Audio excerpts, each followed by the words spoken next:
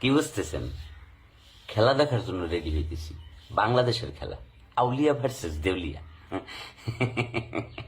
আমরা নির্লজ্জ, বেহাইয়া, বেশরম, আমাদের লাজ লজ্জা আক্কেল আয়া পর্দা বেলাউজ ছায়া পেটিকুট কিচ্ছু নাই।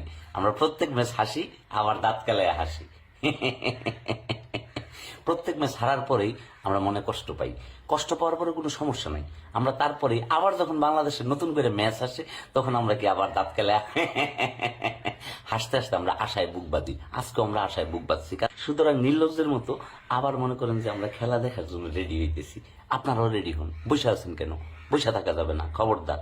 তাড়াতাড়ি প্রেশারের ওষুধ, গ্যাস্ট্রিকের ওষুধ, চুলকানির মলম সবকিছু নিয়ে পাশে নিয়ে বসেন। তসবি রাইখেন, জায়নামাজ রাইখেন, টুপি রাইখেন, আরো যা যা দরকার রাইখেন। কারণ বলা তো যায় না, ম্যাচের মাঝখানে এমন একটা পরিস্থিতি হইতে পারে, দুই হাত তুলে আল্লাহর কাছে দোয়া চাইতে হবে। দোয়া ছাড়া আমাদের কোনো গতি নেই।